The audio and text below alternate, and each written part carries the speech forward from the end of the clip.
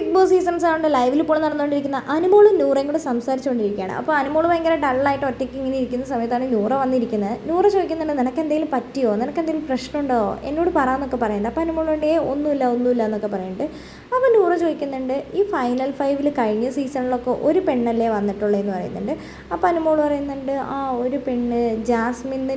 നമ്മുടെ നൂറ പറയുന്നുണ്ട്, ജാസ്മിൻ. അപ്പോൾ നമ്മുടെ അനുമോൾ പറയുന്നുണ്ട്, എനിക്ക് റെനീഷേനെ അറിയാം, റെനീഷേനെ ഞാൻ കണ്ടിട്ടുണ്ട്, ഷോർട്ട് വീഡിയോകളിലൂടെയൊക്കെ ഞാൻ കണ്ടിട്ടുണ്ട്, ലാലേട്ടൻ്റെ കൂടെ നിൽക്കുന്നതും പിന്നെ അർജുൻ്റെ അമ്മയൊക്കെ ആയിട്ട് നിൽക്കുന്നത് ഞാൻ കണ്ടിട്ടുണ്ട്. എല്ലാ സീസണിലും ഒരു പെൺകുട്ടി മാത്രമാണല്ലോ വരുന്നത് നൂറ പറയുന്നുണ്ട്. അതെന്താ അങ്ങനെ, എല്ലാ സീസണിലും ഒരു പെൺകുട്ടി മാത്രമെന്ന്.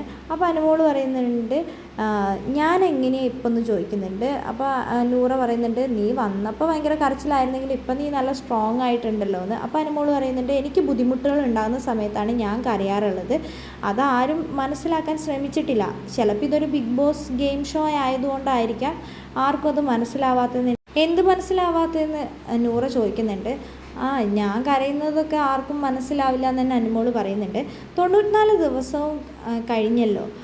എനിക്ക് തോന്നുന്ന ഒരു കാര്യമുണ്ട്, ഇവിടെ ഈ നെവിനും അക്ബറൊക്കെ എന്തെങ്കിലുമൊക്കെ കാര്യം ചെയ്തു കഴിഞ്ഞാലും അവരുടെ വായിൽ നിന്ന് നല്ലത് എന്നുള്ള ഒരു അഭിപ്രായം ഇതുവരെ കേട്ടിട്ടില്ല, ഇനിയൊട്ട് കേൾക്കാനും പോകുന്നില്ല എന്ന് തന്നെ അനുമോൾ പറയുന്നുണ്ട്.